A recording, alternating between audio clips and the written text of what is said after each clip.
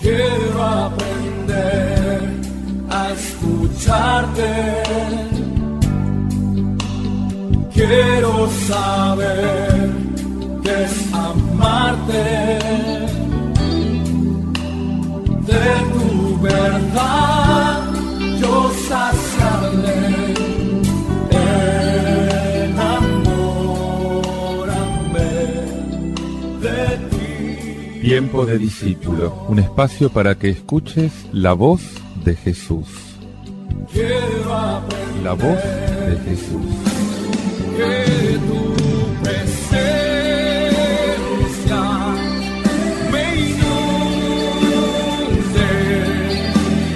haz de mí uno de nuevo, cámbiame, renuévame,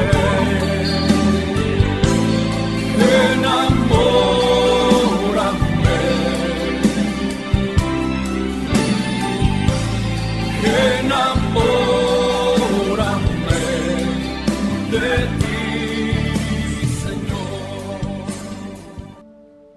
Paz y bien, te habla Fray Alejandro, una vez más contigo, en este remanso espiritual que el Señor nos regala para poder sumergirnos en la frescura de su palabra, esa palabra que nos renueva cada día, esa palabra que realmente Él nos dejó para poder adelantar esa vida eterna que nos promete.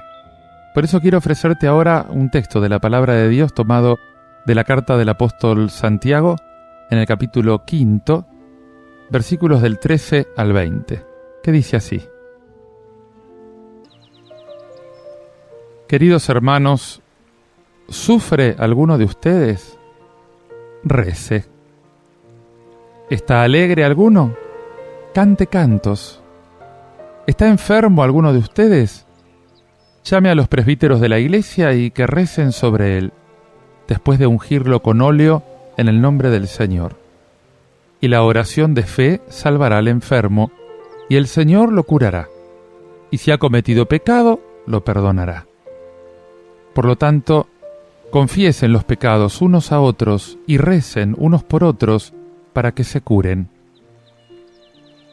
Mucho puede hacer la oración intensa del justo. Elías, que era un hombre de la misma condición que nosotros, oró fervorosamente para que no lloviese, y no llovió sobre la tierra durante 3 años y 6 meses.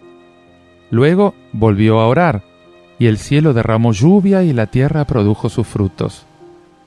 Hermanos míos, si alguno de ustedes se desvía de la verdad y otro lo encamina, sepan que uno que convierte al pecador de su extravío se salvará de la muerte y sepultará un sinfín de pecados.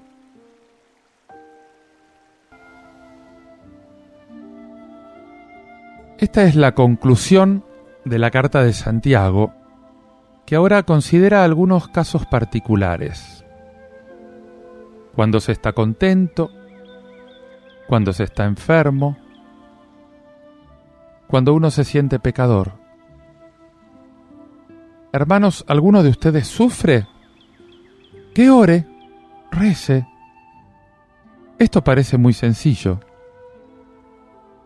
Es que es la reacción de la gente sencilla, de la gente del pueblo, de todos los pueblos.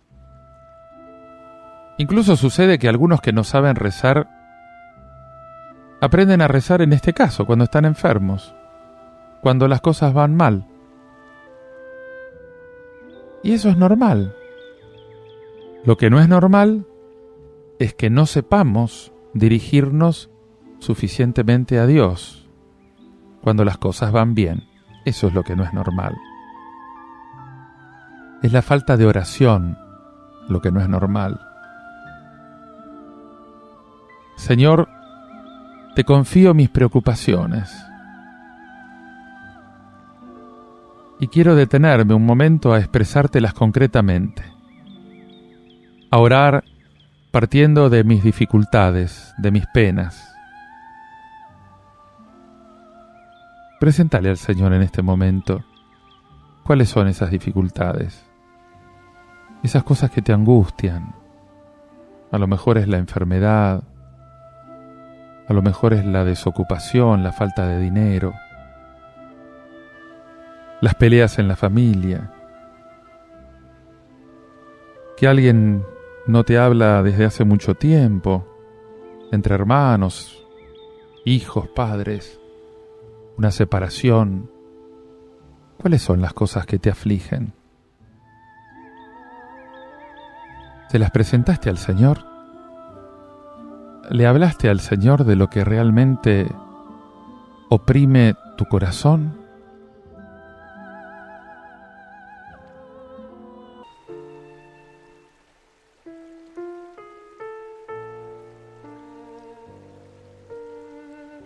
¿Alguno de ustedes está alegre? Que cante salmos. Esto también parece muy sencillo. Cuando se es feliz se canta. Y bien, seamos de los que cantan a Dios.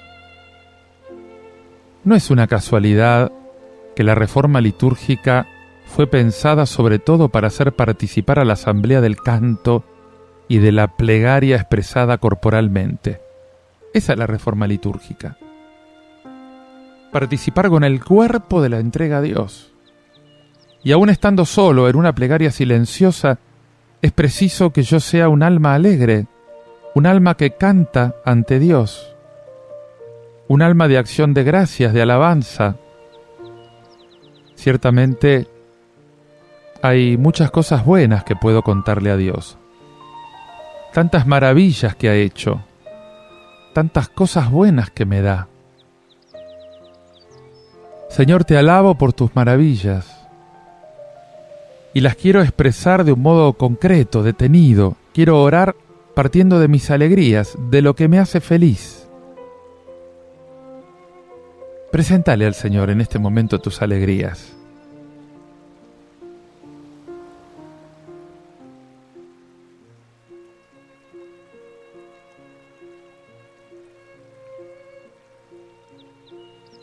¿Cuántas cosas me diste, Señor, en este día, en esta semana, en este último mes?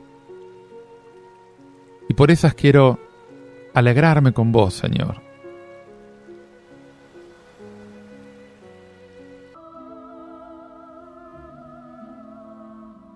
¿Está enfermo alguno de ustedes? Llame a los ancianos, a los presbíteros de la iglesia, para que oren sobre él, para que lo unjan con óleo en el nombre del Señor. Antes esto se llamaba extrema unción, un nombre que ya no tiene sentido, porque parecía que era para antes de la muerte. El concilio, justamente en la reforma que hizo, pidió que se renueve este sacramento, llamándolo unción de los enfermos, y dándolo mucho más generosamente, siempre que sea conveniente. No es un sacramento para los agonizantes, es la unción para el que está enfermo. Desde el comienzo de la Iglesia se ve que los apóstoles, los 12, eligieron a unos presbíteros para que colaboraran con ellos y ocupasen algunos cargos en las comunidades. Y cada pequeña comunidad de cristianos estaba estructurada. Entonces la familia del enfermo llama a un presbítero, a un anciano, quien no es ahora solamente don tal o cual, es Cristo que está visitando al enfermo. Por eso el sacerdote reza, le hace la unción en el nombre del Señor, no en nombre propio. Y Dios necesita de los hombres, Dios necesita de los sacerdotes.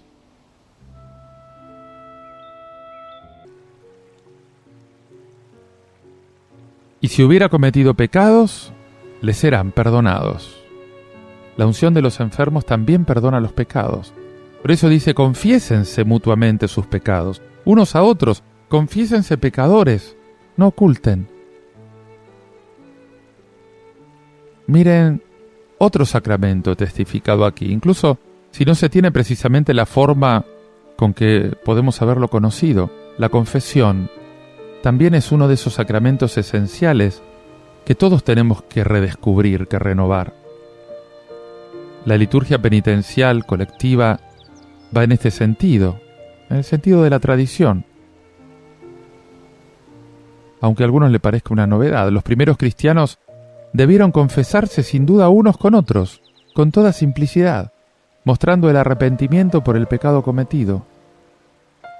No se nos pide esto, pero nunca estamos dispensados de dar a este rito una dimensión comunitaria y eclesial, porque mi perdón compromete o frustra el perdón del conjunto. Qué bueno es el Señor, que nos quiere sanos, alegres, perdonados. Disfrutad de esta bondad del Señor.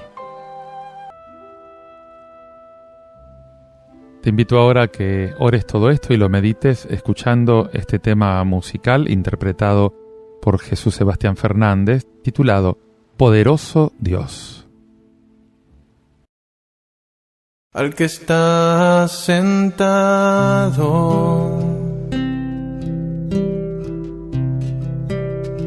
en el trono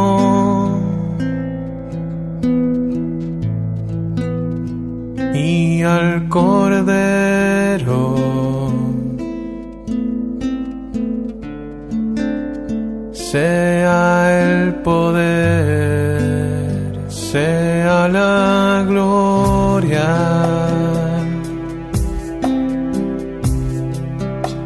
sea la honra,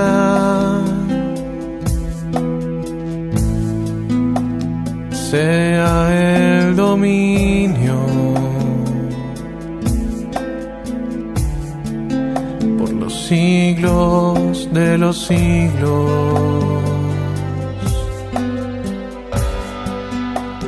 Poderoso Dios,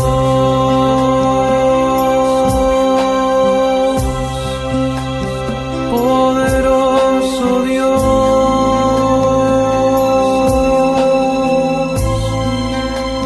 poderoso Dios,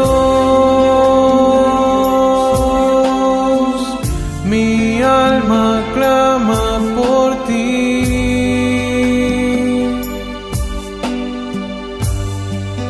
Al que está sentado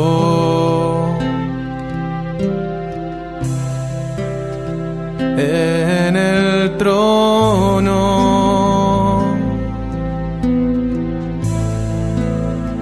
y al Cordero,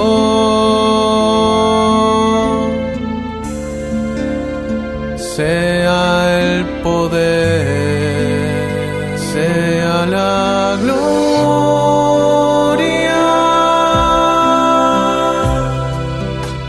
sea la honra,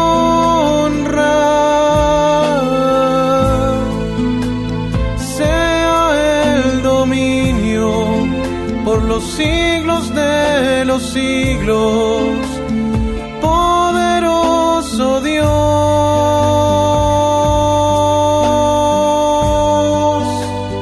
poderoso Dios,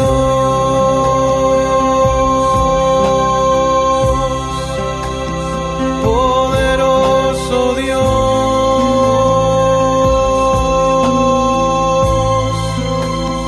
poderoso Dios,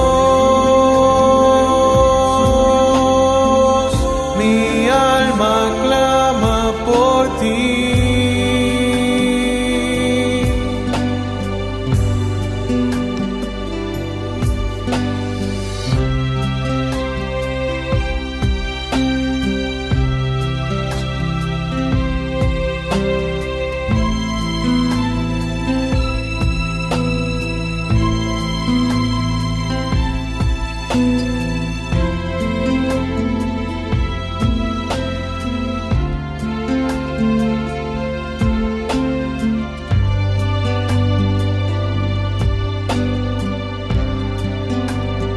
Sea la gloria,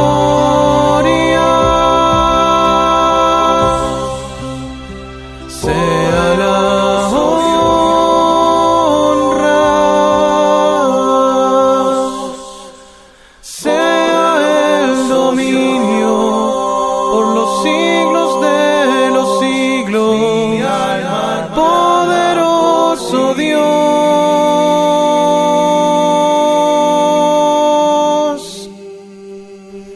poderoso Poderoso Dios.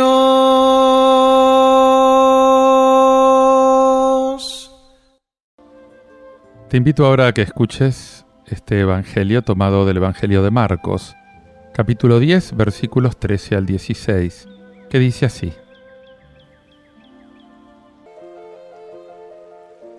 En aquel tiempo le acercaban a Jesús niños para que los tocara, pero los discípulos los retaban.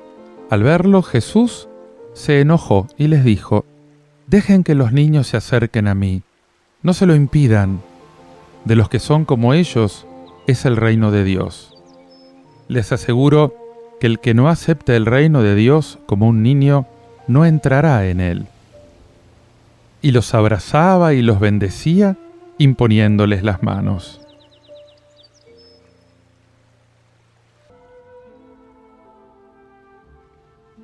Le presentaron unos niños para que los tocara, pero los discípulos los reprendían.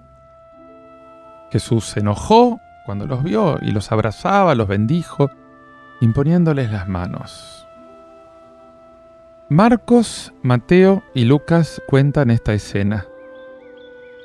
Pero es interesante comparar los tres relatos. Solamente Marcos notó que Jesús se enojó. Y solamente Marcos dice que Jesús los abrazaba. Y esto nos revela un Jesús muy humano, próximo a nosotros. Un Jesús que se enoja cuando no está de acuerdo. Un Jesús tierno, amoroso, sensible. Un Jesús que abraza. Y esto pone más en evidencia el contraste entre su actitud y la actitud de los apóstoles, que los retaban a los niños, esos hombres rudos. No me los imagino muy rodeados de niños. Cuando se acaricia a un niño, cuando se besa a un niño, cuando se defiende a los niños, se continúa con esa actitud profunda de Jesús. Para Jesús, ningún ser es insignificante. El más pequeño, el más débil, el más indefenso, es el más sagrado.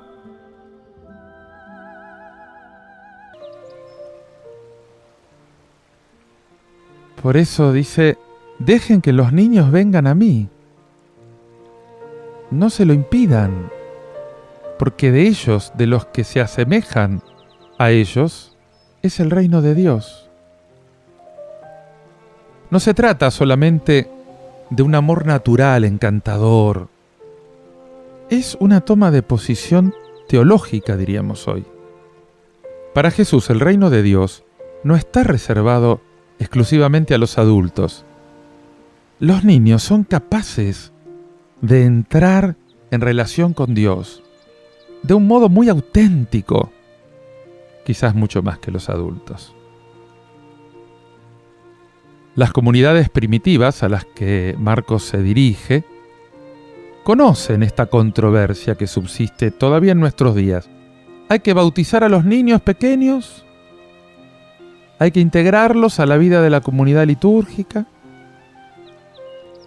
¿Hay que hacerlos participar de la Eucaristía o no? Bien, a ver.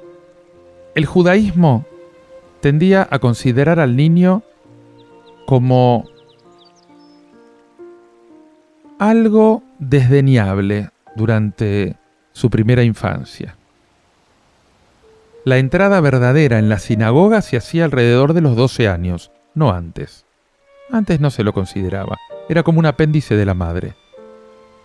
Y en la sociedad romana, en el tiempo de Marcos, todavía era mucho más rotundo este no.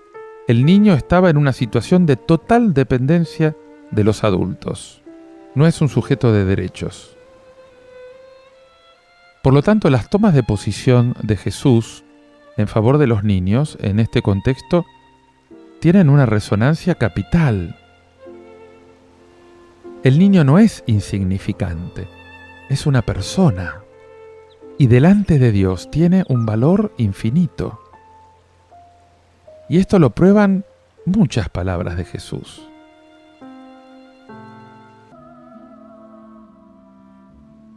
En verdad les digo, el que no acoge el reino de Dios como lo hace un niño, no entrará en él. No solamente el niño es capaz de una verdadera relación con Dios, sino que en este punto preciso se da como ejemplo a los adultos. Jesús pone como ejemplo para los adultos la recepción del reino que hacen los niños. Trata de comprender bien la profundidad de este texto capital. No es una exhortación a cualquier infantilismo. Jesús no bendice el infantilismo. Ni siquiera una nostalgia de la inocencia o de la frescura de los años jóvenes. Para nada. Es una invitación a ponernos en relación con Dios en una total dependencia de Él. Esto es un niño. Acá el niño es el símbolo de la disponibilidad. El niño es el símbolo de la dependencia, de la obediencia. Porque el niño no calcula. El niño se da todo, se entrega totalmente, de una pieza, sin discutir, sin hacer comentarios.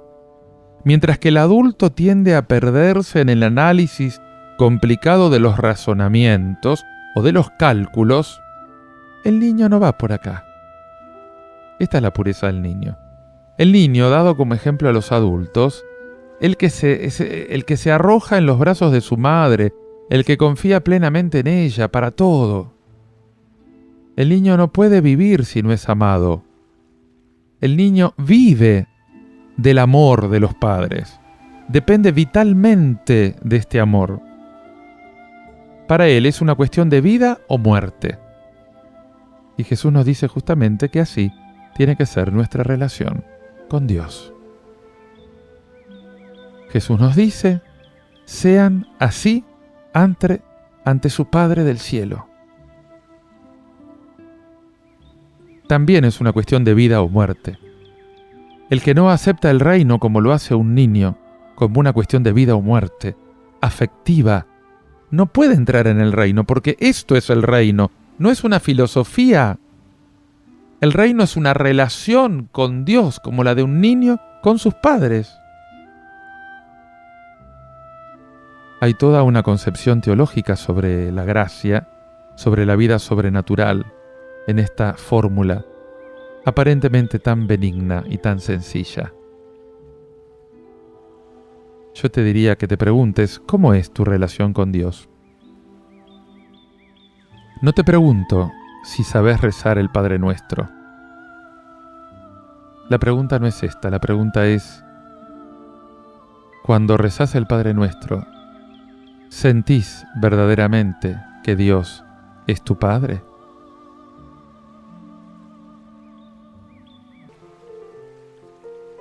Te invito a meditar y orar todo esto escuchando este tema musical titulado Pescador de Hombres, interpretado por Jesús Sebastián Fernández. Que lo disfrutes.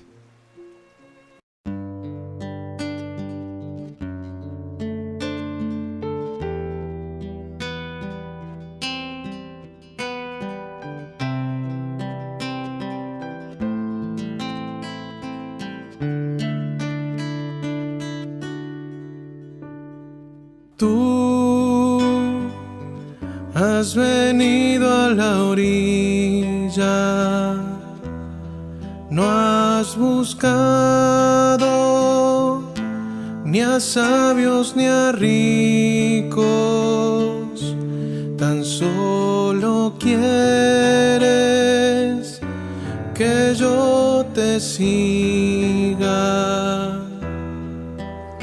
Señor. Me has mirado a los ojos, sonriendo, has dicho mi nombre. En la arena he dejado mi barca junto junto a ti buscaré otro mar.